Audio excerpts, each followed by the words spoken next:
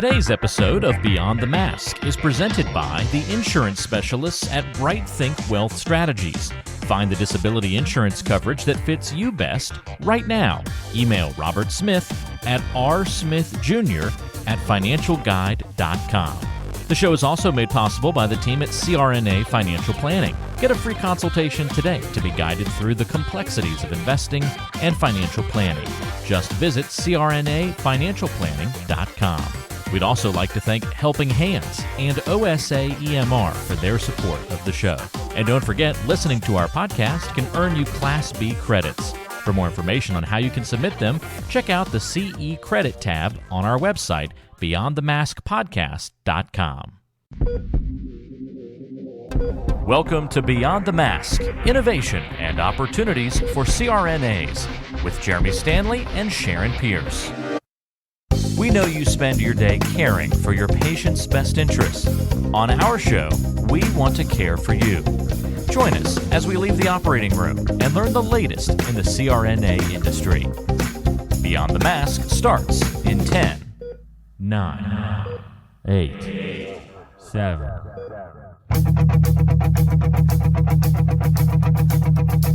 Welcome to Beyond the Mask. I'm Jeremy Stanley, and I've been working with CRNAs for over 23 years, and I'm married to one.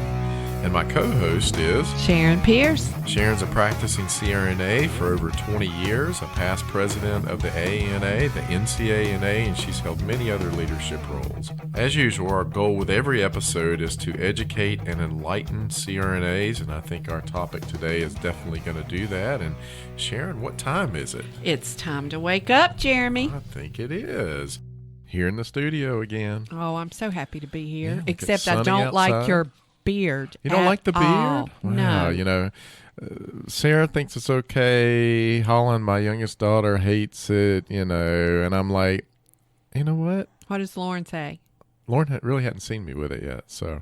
Yeah. Well, if you were not as handsome as you are, thank you. then I would say Cover it up. cover it up. Cover it up. But you just know, too handsome. I to do it your every face once up. in a while, so, Well, you know. Well, not that I get a vote, but my vote is no. No. Well, you know, it's cold. It keeps the face warm a little more, so, you know, Yeah, we'll keep it around a little a while. mask does too. Really, even now during masking, I did figure out that it does keep your face warm there you go. outside whenever There I you go. walk in the morning. Another business opportunity after COVID. There you go. Mask for your face. All right. Well, we've got another action-packed podcast today. We're going to be talking about thrilling topics. I think our listenership is just going to be so enthralled with our topic today, Sharon. Well, actually, we have received quite a few requests. I know. About this. Well, it's interesting. I thought you were being facetious. I kind of was, Yeah. but you know, I mean, it's never fun to talk about tax code, but this is something that directly impacted every anesthesia provider out there, right? It absolutely did. CRNAs, anesthesiologists, both. And, you know, as we talk about this, and what we're talking about is the Tax Equity and Fiscal Responsibility Act, or AKA known as TEFRA.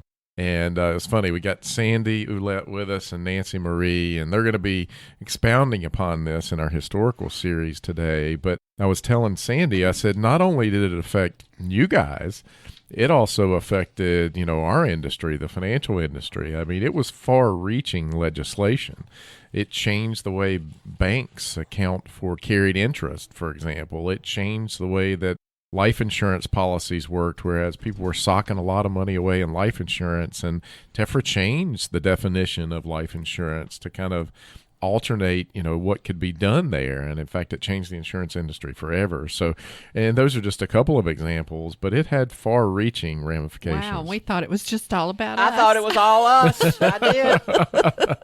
You know what? So the 80s brought us disco and TEFRA.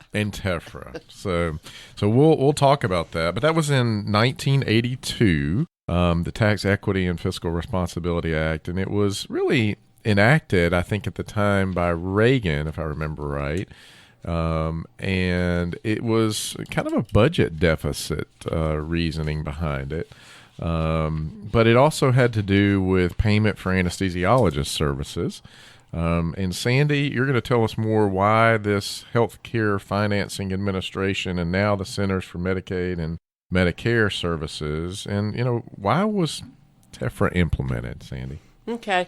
TEFRA, as we said, was enacted in 1982. You remember, I believe it was, 1965 that Medicare was enacted? Mm-hmm.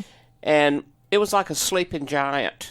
We sent a bill, the federal government paid it, everybody was happy. Why wouldn't you be happy? But then in the early 80s, the government recognized that the escalated Medicare cost was something that they could not continue to keep up with.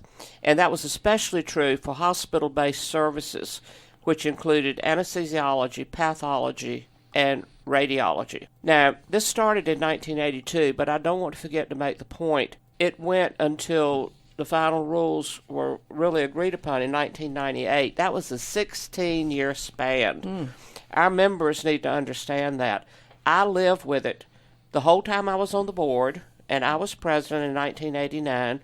Nancy lived with it the whole time she was on the board and was president, because she was president in 1996-97. So the members need to understand, when there is something that really impacts us, that has a precedent, it's not something that's here one day and gone the other. You have got to pay attention and go with it. I mean, for example, to compare it, direct reimbursement, we had that done in 7 years. 4 years of legislation and 3 years of regulation. But this was 16 years. And so that's important. So why did TEFRA impact anesthesia services? There was a concern and a need to ensure that anesthesiologists showed that they provided certain services as part of an anesthetic to qualify for payment of medical direction of the CRNA. I guess that's much easier to say than fraud. There was a lot of fraud out there then, and so they wanted to have something that if you say you did this, you'll get paid. If you did not do this, you would not get paid. The thing that needs to be emphasized: it was never ever an anesthesia standard. It was never ever a quality of care issue. It was a reimbursement issue, and a reimbursement issue for anesthesiologists. It really didn't affect us, and in terms of reimbursement. And that's why it's so hard to get it changed, because the federal government and others are very reticent for us to go in and talk about someone else's reimbursement and want to do anything about it. Back to your statement about quality of care issue, anything, they have flipped that paradigm and made TEFRA quality of care issue, right? Absolutely. No, it was their quality of care standard. It was. Before TEFRA. Yes. They convinced HCFA to put it in as the 7 conditions. Oh. It was their quality of care, like Nancy said. For the anesthesia care team, yes. And the other thing is, while HCFA, and Nancy will probably mention this, issued a public statement at our request that it had nothing to do with quality of care or standards, they cleverly sold it as a quality of care issue to promote the ACT model, the anesthesia care team model. Now, the thing to remember, before TEFRA, now think about this, anesthesiologists could bill for their services of medical direction of hospital-based CRNAs without demonstrating they provided specific services to qualify for payment. In addition, there was no limit on how many cases they could be doing at one time. If you were at a large hospital, because it was Part B Medicare, if you were at a large hospital, you could just put in your bill for more than 4 at a time. There was no limit. Okay, Wow. so let's talk about the olden years and how the practice looked whenever you guys first went in. We were talking about it a little bit before we hit the record button, about how there were billing and they weren't in the hospital, they weren't in the state. Tell us some of these stories. Well, when I came to anesthesia school, and for until the TEFRA, We would go. Nancy, before you go on, you graduated in '74, did you? Mm-hmm. So our people will know about what time it was. Yeah. We would go see our patient, and that didn't mean that the anesthesiologist didn't go see the patient, but we would go and visit our patient, and we would go and talk with the anesthesiologist in the morning and tell them the history of our patient and what our plans were. And, they sometimes would make suggestions, or they might approve the plan, but unless it was a really, really difficult intubation or extremely sick patient, we would go and do our job. I mean, they weren't there necessarily for intubation or extubation, but they were there in the operating room, and we could certainly call them if we needed them, and they would come. But there were nothing really that they had to do, and call was different too. I'm speaking from where I went to school, okay? They didn't have to be in-house, and we would get an emergency in. We would call them, tell them after we'd seen the patient, and talk to them about it. And if it were something like a bring back heart or a bad neuro case, or a really bad case, they would come in. But if it wasn't, they were at home, we told them what we were going to do, and we went ahead and did it. And that was how we practiced. And it wasn't that anybody thought anybody was better than anybody else. It was really a good working relationship. There weren't a lot of anesthesiologists. I was sitting here trying to think who were the anesthesiologists when I was in anesthesia school.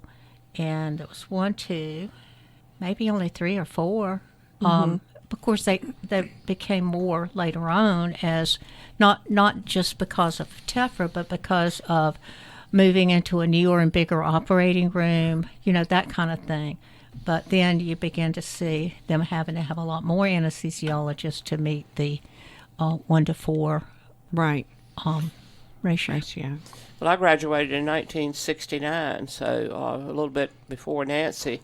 And when I came to school there in 67 to 69, there were no anesthesiologists at this medical center. There was one that was a resident, and all the others had left before he started his residency. So he completed his residency. He was self-taught, and he was an excellent anesthesiologist and stayed on until his retirement. Dr. Turner. Yes, but there were no who was married to a CRNA. That's right, but there were no anesthesiologists. And then Dr. Irving came as chair of our department, and he was so happy because Dr. Turner was happy because now there was 2 of them. Well, Dr. Irving thought it was terrible that there wasn't 10 of them or more, and so the department began to build after that. But having said that, as Nancy said, we were often with students, and it was CRNA, and a student would do the case, and sometimes we talked to the anesthesiologist, sometimes we didn't. There wasn't but one to talk to, or 2, or whatever. So it was a bit different. And one of the things that TEFRA has done that has hurt us the most, and I don't want to jump too much ahead because we'll talk about that, but it has left to the impression where most students are educated that we can't practice like that anymore. And we have some of our members that talk about total independent practice from day out of school. It's not possible in terms of the way we have to educate. All that comes with experience and more confidence after they get out. You know what? I never thought about that until just this moment because of the way we have to educate our students. It is one of the biggest things with TEFRA for us that hurt a lot. I don't know. This is a duh moment for me. That's after 30 years. But I've never just really thought about it. But we've always had this discussion that you are putting practitioners out, and they can't be fully independent, and people have complained about that because we're giving them a baseline coming out of their education. But how are you going to educate them to be independent practitioners when you can't even practice like that whenever you're a student? Well, there's always some of our hospitals where our students can rotate where it's a CRNA only, but those are few in number. we couldn't educate 2,200 that are graduating a year in these small hospitals, nor would we want to, because we want to be where they do the big cases and a lot of different Right. things. So Right. to have the variety. So the best thing that our shortage of programs did after reimbursement, where so many programs closed and we had to expand by mostly expanding clinical sites, it gave us everything because we have greater variety of cases and we have greater security for our programs. But getting back to about why it was implemented when it was, or in 1982, some physicians were just not complying with the Medicare rule. Now, the rule said that in their manual, it said they had to be close by and available to provide immediate personal assistance and direction. And it stated that availability by telephone did not qualify for the mandate. And some people just weren't paying a lot of attention to that, the best I could Is that tell. how Yeah. And so by 1983, HCFA, and remember that was the Healthcare Finance Administration, which is now CMS, the Centers for Medicare and Medicaid Services, published the final rules implementing TEFRA relative to payment for anesthesiologists. And in that, they had a ratio, because prior to that, anesthesiologists had no ratio. They could bill for, if you had 20 rooms, 20 rooms. That's just the way it was. That was the good old days. That was probably the golden years in anesthesiology.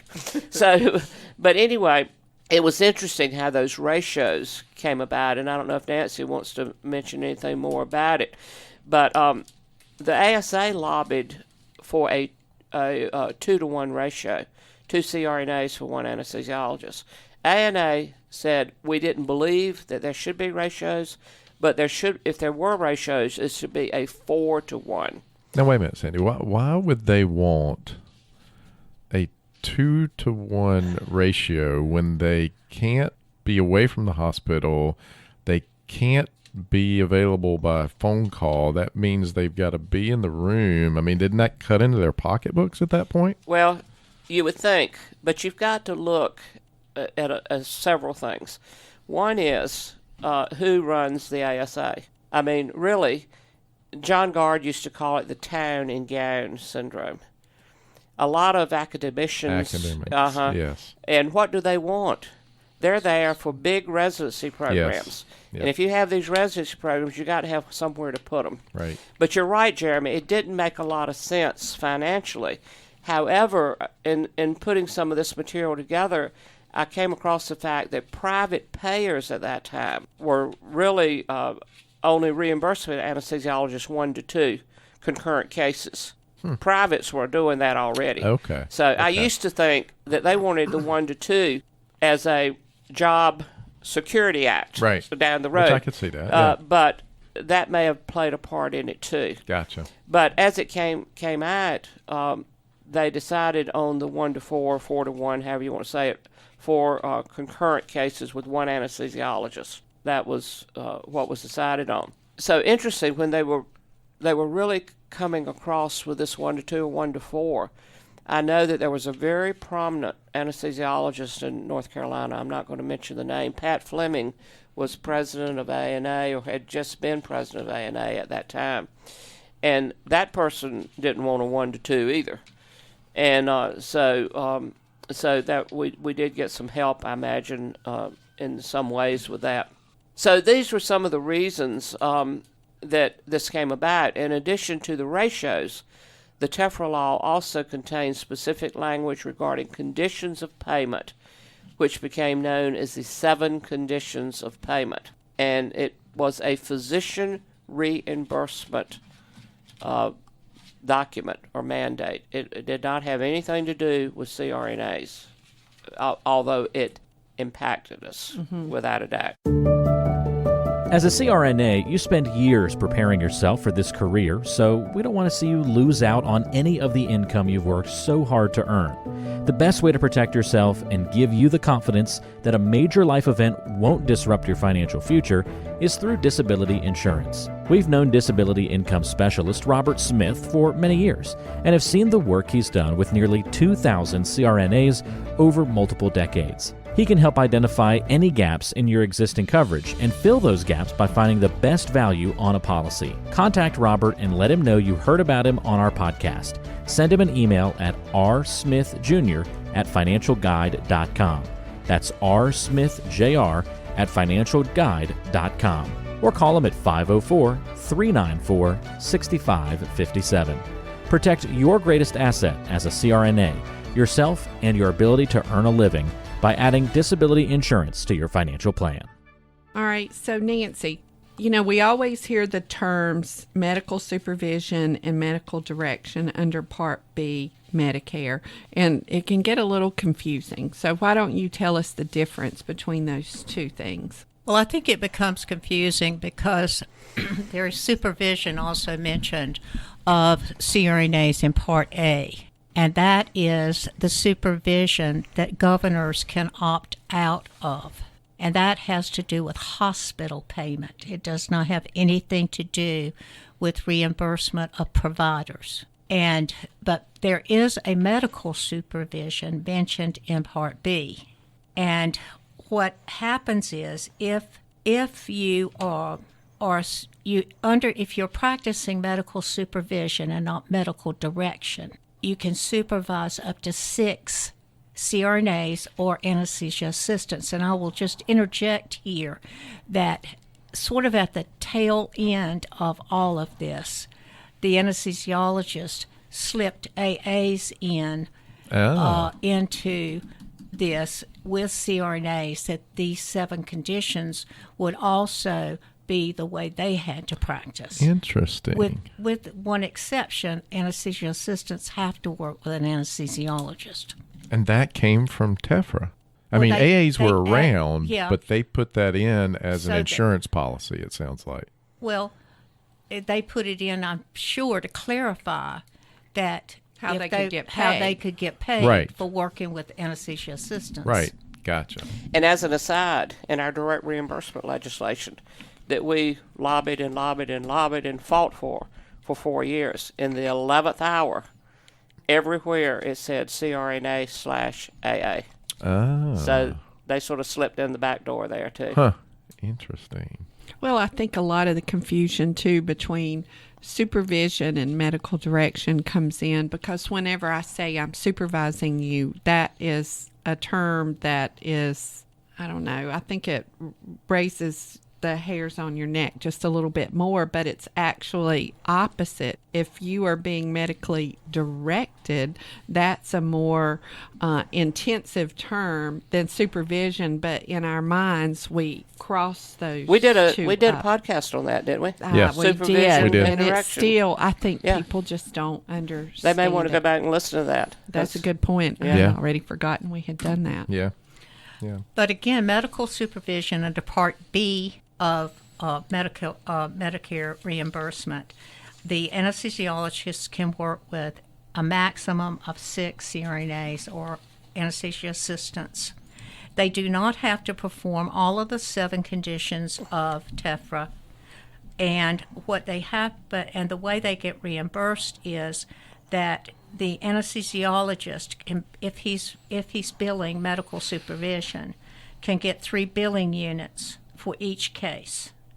And he can get a 4th billing unit if he is present for induction. He or she is present for induction.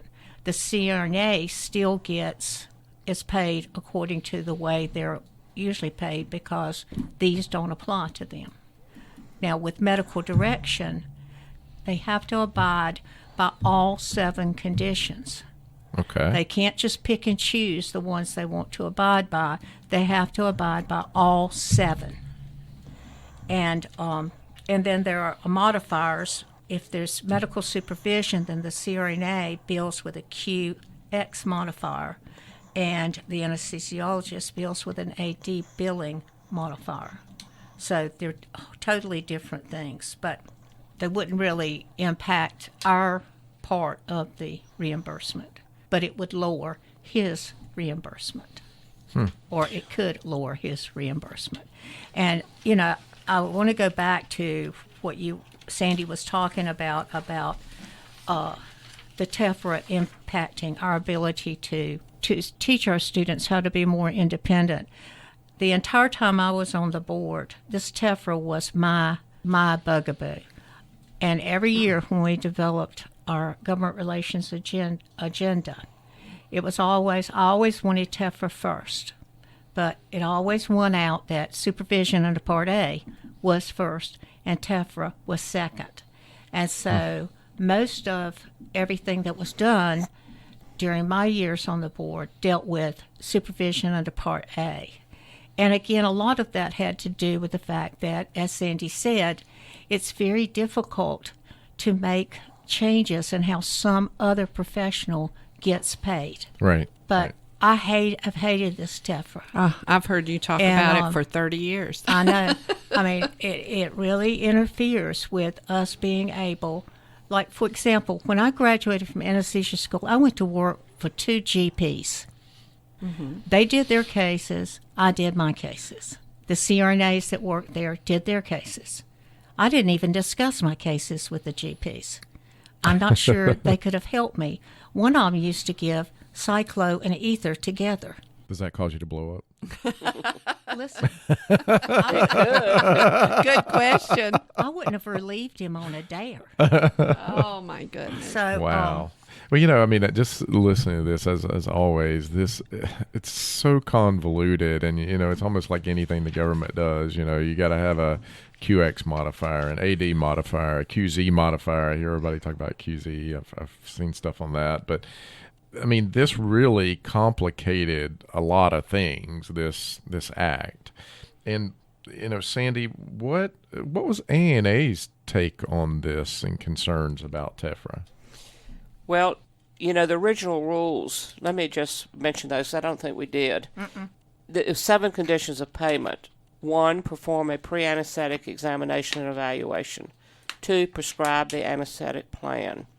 3, personally participates in the most demanding procedures in the anesthesia plan, including induction and emergence. 4, ensures that any procedure in the anesthesia plan that he or she does not perform or performed by a qualified individual as defined in the program operating instructions.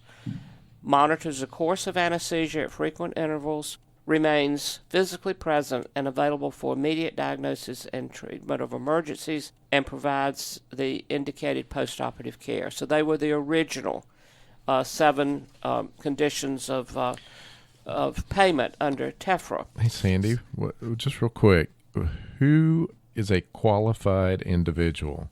CRNAs and AAs. Oh, so they say in there that you're qualified individuals. So, and I'm just trying to get an idea here. I hear that brain. Yeah, I mean, they have to be present for induction and emergence, right? And I don't That's know what it said. I don't know how many times I know that they're not, and I'm never in the operating room, but I hear this. So if the qualified individual is in the room, that qualifies, right? In the first ones, the original rules, it only said qualified individuals at point 4. Nancy's going to talk about proposed rules that later came out, and they had qualified individuals showing up in more than one place. Did they not, Nancy? Okay. Yes. But then that didn't go too well with a lot of people, and so they went back basically to the original rules. Huh.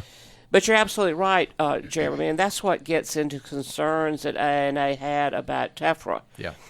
Even with the clarification of HCFA, these conditions of payment were inappropriately interpreted as quality of care standards. As Nancy said, and we can't say it enough, they were the ACT quality of care standards for the ASA. Yeah, I mean, that's what they were. Right. Okay. It created a disruption in the overall delivery and flow of services in the OR, causing needless and costly delays, which you would be interested in, as a consumer of our services and as a money man. Yeah. You understand it. If you've got to be there for induction and emergence, and you're looking at 4 different rooms, how about if 3 of them are being induced at the same time? Right. Or What the do? patient, So, or you got to stagger, and then you make the surgeons mad, and then the ORs are running behind. That's and right. I mean, that's and all money. Turnover. Lord knows turnover time. But they can't meet that 90% of the time. Right. In one study that was done about that time, it was only one hospital, Los Angeles County Hospital, But both anesthesiologists and nurse anesthetists agreed that 70% of cases did not need medical direction. Now, I don't know where they got the 70%. I would think it would be higher, depending on the type of facility that you work. It could be 90% in some hospitals or more, and it could be 70 in, some places doing a lot of transplants and, a lot of big stuff like that. We really can't, it was really a cost reduction thing that we were concerned about. And we never really wanted ratios, but we said 4-to-1 would be best if there had to be ratios. And Nancy's going to tell you, I believe, that one of the things that AANA fought for and did get is your conditions of payment. So you sign what you did in this case. Right. We fought for that, and they did listen to us there because we didn't want that CRNA be put in a position that she had to sign for something she didn't agree with. Like this person was president and supervising, maybe the person wasn't there at all. And that puts them as a co-conspirator, right? Would it not? It's illegal. Yeah. And so they have to sign for it. They have to say they did it. But that was our major concerns. But my major concern as an educator, it changed the way we educate students for over the last 3 to 4 decades in a negative way. Wow. So, Nancy, what were the concerns that arose about TEFRA between 93 and 99? And you lived this, as you said. So give us the inside scoop. Well, AANA believed changes in healthcare and healthcare reimbursement favored less restrictive conditions, which allowed more flexibility in allocation of anesthesia personnel and more expedient services to consumers. The other thing was that there were a lot of studies that were coming out at that time that supported the opposite of the anesthesiologist's promotion of medical direction of CRNAs, providing a higher quality of care. And there were 2 reports. One was in 1992 and one was in 1997, where they reported that there was really no difference in the quality of care within the anesthesia care team when compared to anesthesiologists alone and CRNAs alone. So in 1998, the AANA shifted its focus from legislative strategies, which weren't working, for revision of TEFRA, to doing it through regulatory change. And so surgical cases were increasing. Managed care companies were putting an emphasis on increased OR efficiency. And because the TEFRA conditions were not tied to quality of care, the AANA, as well as other organizations, were trying to use legislative and regulatory change, and we were trying to use regulatory change as a way to advocate for the public and changing these conditions of payment. Now, in 1997, there was a meeting between AANA, ASA, and it was still HCFA at that time, it's now CMS, over proposals to changing or modifying these 7 conditions of payment. And I was one of the ones who was a part of that meeting. The ones who represented AANA were Dr. Scott Foster, John Gard, Dave Hebert, who was our lobbyist at the time, and myself. And the ones who were there for ASA was the current president, the current first vice president, and their lobbyist. And we were going to look at revisions. Now, one of the things that was going on at that time was the Minnesota fraud case. And so ASA was beginning to recognize that maybe some of these 7 conditions needed to be modified because certainly the Minnesota case highlighted that there was fraud and it could become more common for these suits to be filed. Because the fraud was very common. Yeah. So what happened was ASA came in with the head of HCFA, and we were in there already, and their lobbyists passed out what they wanted the 7 conditions to be revised to say. And those were very open, and I'll read them for you. But what they proposed was medically directed anesthesia services. For each patient, the physician performs a pre-anesthetic examination and evaluation or reviews one performed by another qualified individual permitted by the state to administer anesthetics. Participate in the development of the anesthesia plan and give final approval of the proposed plan. Personally participate in the most demanding procedures of the anesthesia plan.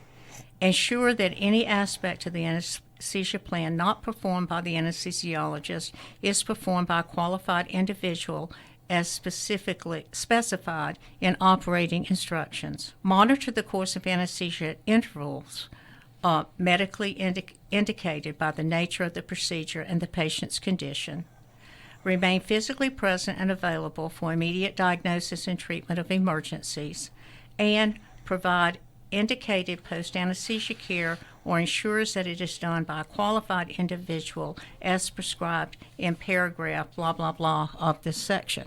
So you can see this really opened up things so that for delegation rather than having to be present at everything. And it would have helped us from an educational standpoint, as well as more efficient ORs, easier, faster inductions. Faster getting patients to sleep, and then having to wait. And waiting to wake them up. Mm-hmm. Yeah. And so we agreed to these. Both of you, the ASA there and you. Well, they brought them in. Yeah.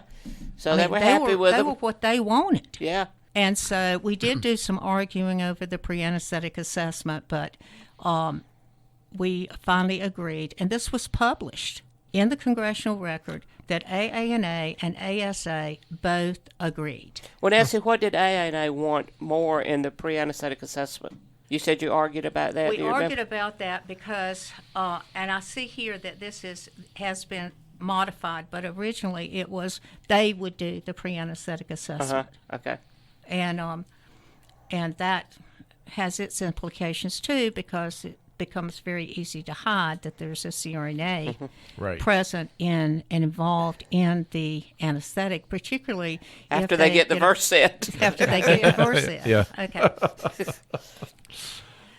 They were pretty strong on that, not giving that up. Was that not correct? Yes, they were very strong on not giving that up.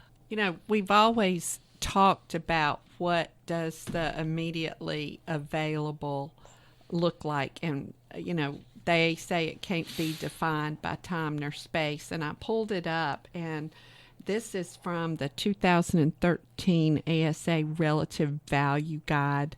They introduced a new definition for, and it does say, differences in the design and size of various facilities and demands of the particular surgical procedures make it impossible to define a specific time or distance for physical proximity. Wow. Now, how's that for a definition? You know, some attorney wrote that. Isn't it funny how when it doesn't fit what you want, you just change the definition? Now we're not calling the shots vaccines anymore. We're calling them something else. And they're trying to redefine what the word treason means. Yes. The federal government. It's just mind-boggling. Well, there's a skill set there.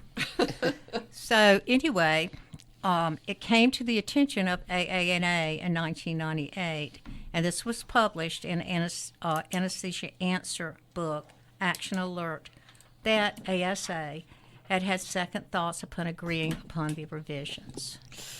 So they proposed them. Yes. And then had second thoughts. AANA agreed, and then they then they go, we must have messed up if the AANA is okay. Why do you think they had second thoughts? Because the ASA meeting was held, and my understanding, although I can't prove this, is that there was a real uproar over these with their members changes, Uh-huh. and so Okay.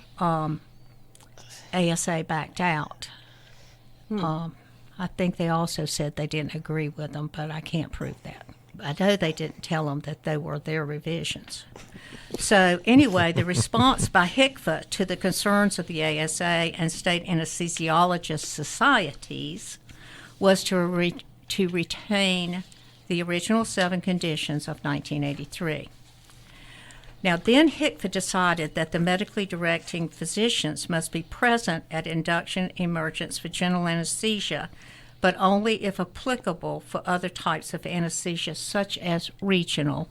Also, monitored anesthesia care was included in that. The other thing was that the CMS, because it had changed its name, planned to study the medical direction issue further and maybe propose changes in the future. And I don't know that that study has ever taken place. Or I don't know.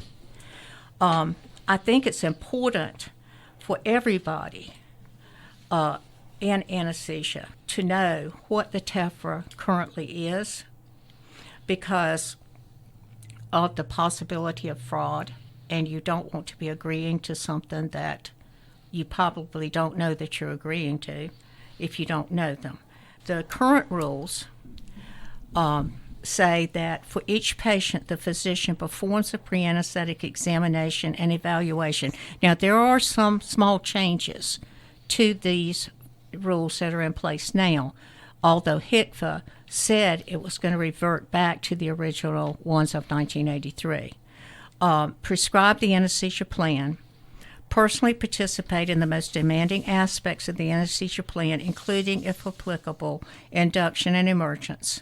Ensure that any procedure in the anesthesia plan that he or she does not perform are performed by a qualified individual as defined in operating instructions. Monitor the course of anesthesia administration at frequent intervals and remain physically present and available for immediate diagnosis and treatment of emergencies, and provide indicated post-anesthesia care. Now, medical documentation. The physician alone inclusively documents in the patient's medical record that the conditions set forth in paragraph A1 of this section have been satisfied, specifically documenting that he or she performs the pre-anesthetic exam and evaluation provided the indicated post-anesthesia care and was present during the most demanding procedures, including induction and emergence when applicable, which gives you a little leeway there. Okay? Now, the documentation piece was requested by AANA, and that was to keep the CRNA kind of out of trouble.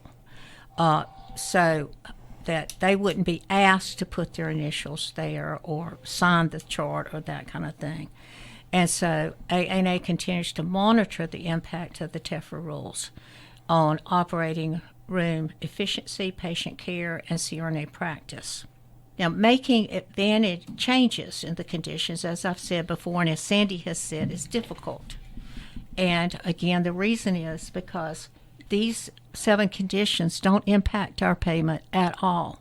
They're the payment of another provider. They just impact our life. It impacts our life, but it does not impact our ability to get paid. Our payment to get paid. Today's show is brought to you by the folks at CRNA Financial Planning, an independent consulting firm that offers financial planning services exclusively to CRNAs and their families. From planning for a child's future college expenses to building a predictable income stream in retirement, the firm is committed to offering you comprehensive financial services, customized to fit your unique needs and objectives. If you have questions about your financial future, get them answered. Call the team at 855-304-3748. That's 855-304-3748. Or go online to crnafinancialplanning.com. So, Sandy, tell us a little bit about some of the revisions that have come under TEFRA. I don't think there's been any since 1998. Have they changed at all, Nancy, since Did you just say 1898? No, I said 1998. Okay. 1998. Oh, God. Can you imagine if we lived with it all that long? Yeah, 1998. Have there been any changes? Those are the final ones that we still are living with. Is that not correct, Nancy? Well, if you look at all the changes that AANA was influential in, the adoption of the 1 to 4 rather than the 1 to 2 was certainly something that the AANA highly influenced. The published statement by HCFA that the 7 conditions are not considered quality-related standards, that was done by AANA. The requirement that physicians must do their own documentation of their involvement with the 7 conditions came from AANA. And one that we haven't talked about, which happened my first year on the board, was adoption of the 50-50 split in payment by CRNAs and anesthesiologists for a case, if the ratio of medical direction does not exceed 1 to 4. Now, let me explain that. Up until that time, the anesthesia care team was getting 120% for a case. I remember that. Mm-hmm. And so AANA lobbied to make everything 50-50 when there was any involvement of a CRNA and an anesthesiologist who both were going to be billing or be billed for. Interesting. The other thing that was very influential was the adoption of the 50 split in payment between anesthesiologists and CRNAs when medical direction is 1 to 1. Now, when medical direction, before this statement that I just said, when medical direction was 1 to 1, if you billed 1 to 1, the anesthesiologist, in order to get 100% of the case, which they had to be in the room all the time. But one of the things that was going on with the fraud case in Minnesota was they were billing 1 to 1. The hospital wasn't getting any money for Medicare cases because CRNAs were employed by the hospital, and they weren't in the room all the time. And so now, regardless, if it's 1 to 1, the CRNA is going to get 50% of the payment, and the anesthesiologist is going to get 50% of the payment, regardless of how much he stays in the room or doesn't stay in the room. That's a pretty good deal for the anesthesiologist, I would think. I was thinking about something as we were kind of going through this, and it goes back to the educational piece, not really to deal with TEFRA. But, Sandy, who started the school at Baptist? Was it the physicians? Yes, it was. Dr. Roscoe Wall was one of the first, if not the first, anesthesiologist in the state of North Carolina. And he found out he couldn't keep up with the load, so he started school in 1942. Okay. And he remained director until sometimes in the 50s. I'd have to go back in the 1950s. And then for the first time, a CRNA became director of the program that he started, and that was Lillian Stansfield Smith. Okay.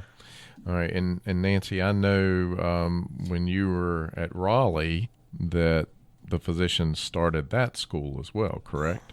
Yes. And, I was just thinking back to our conversation earlier about, students and how they can't get the education without the anesthesiologist, the big cases and so forth. And I just inherently thought of a huge conflict of interest if they had a lot of control and exerted control over those schools.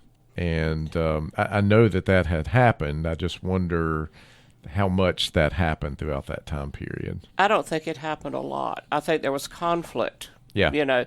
But there were very strong program directors. And, going back in our history, Helen Lamb, the mother of nurse anesthesia education, knew that our demise would be when nurse anesthesia education was not totally controlled by nurse anesthetists. Right. She knew that. And I think it always has been. And one of the things that helps us so much is the standards and criteria by the Council on Accreditation. And so we can never lose sight of that as well. Yeah. And, we do have battles from time to time, like, CRNAs can't do regional here, they right. can't put an A-line in here, and, those types of things. But it pales in the big scheme. And I would not want to leave the impression that our students are not well educated today. They are the best educated there's ever been. They've got better drugs, they've got better monitors. The CRNAs really take them under their wings, not only in in academic medical centers, but in community hospitals, they have the best of everything in education. But it's hard to convince some of our members that a student can graduate one day and walk out the next as a full independent practitioner, walking on water, putting in their own blocks, every kind of block, doing everything. Because I can tell you, those people that are saying that, they couldn't do it either the day they walked out. Right. Because it takes, you learn in that next 2 or 3 years. It's like a child that learns to walk. In the first 4 or 5 years, their formative years, they learn so much. Yeah. And our people learn so much in the first few years when they graduate. Nobody's looking over their shoulder if they open themselves to that. And there's nothing that can replace experience. You have to have that experience to build confidence. Right. Right. And so that's important. Yeah. Well, thinking in the end, TEFRA has really been on our mind forever. On Peggy McFadden's mind, it was so much that she named one of her horses, her thoroughbred racing horses in Lexington, Kentucky, TEFRA. And I don't know if TEFRA is still living. Do you know? No, TEFRA's not living anymore, but it was a beautiful, beautiful horse. That wasn't his real name. That was his barn name. That was his barn name. TEFRA. Yeah. And the other thing I want to say in my closing remarks is there's a book that all of our listeners, I know the students are probably familiar with it, a Professional Study and Resource Guide for CRNAs. It was edited by Scott Foster and Margaret Falk Callahan. The second edition was published in 2010. And this chapter that we've just talked about is chapter 14, and that was authored by Nancy Bruton-Maree here. And so if you want to go back and look at some more notes, I refer you to this book. It's a great, great resource guide in many different areas. The podcast that we did was episode 93, where we talked about medical direction and supervision, if people want to go back and listen to that. Okay. I want to add a couple of other things that are not in this book because I'm sure they happened since this was published. But ASA has made some changes that are not in the current conditions that are in this book. And I'm not sure that I can say them all, but if you go online and look them up, you can find them. But one of them was to allow an anesthesiologist who's on call to be able to go to OB to put in an epidural, to check on that OB patient if necessary, also to be able to pre-op an emergency. So there have been some things that have been done to the current 7 conditions to open it up so that the person on call does have some latitude to take care of things that need to be taken care of relative to emergencies or OB that and PACU, discharging patients from PACU. Well, that would keep them from having to have 2 anesthesiologists on site versus 1. Right. Mm-hmm. Right. But they always have a resident on call at an academic center anyway. So,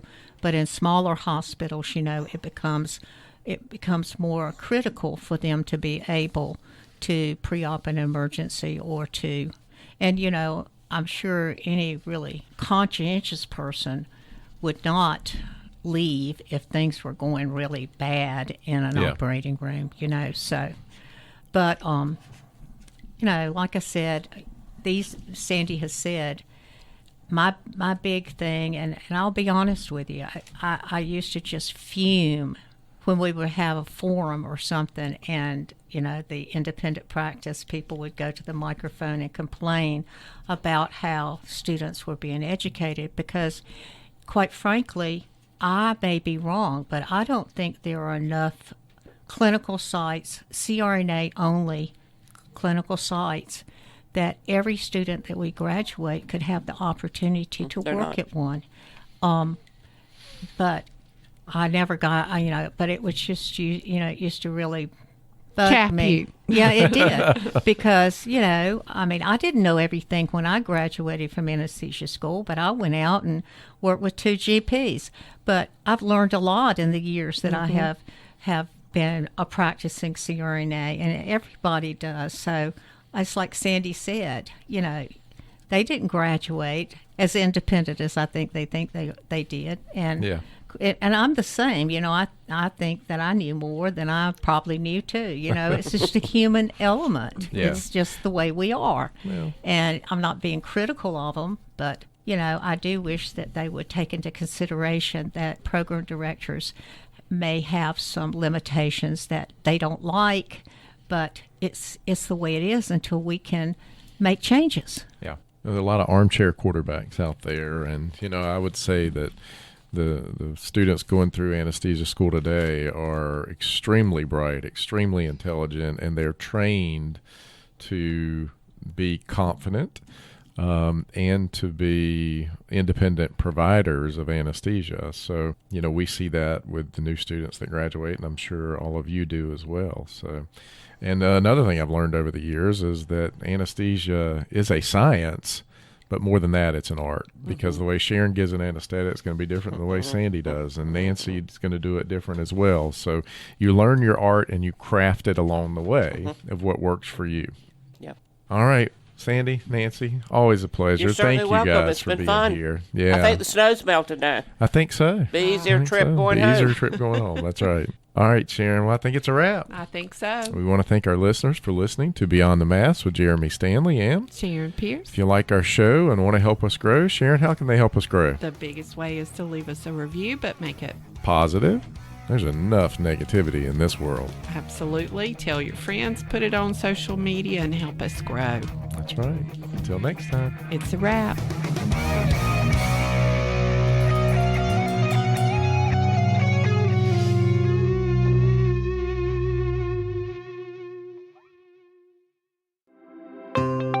Have you thought about what would happen if you weren't able to work for 2 or 3 years? On average, 25% of people will file a disability claim, and most of us aren't prepared for that loss of income.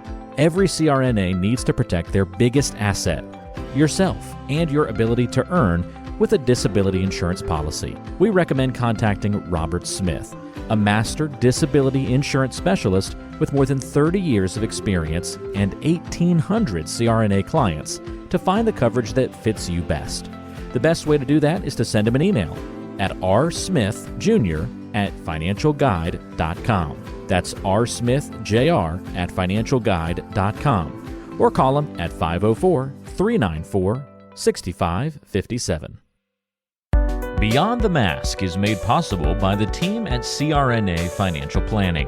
With almost 2 decades of experience, the firm guides CRNAs through the complexities of investing and financial planning. Schedule a free consultation today by calling 855-304-3748 or go online to crnafinancialplanning.com.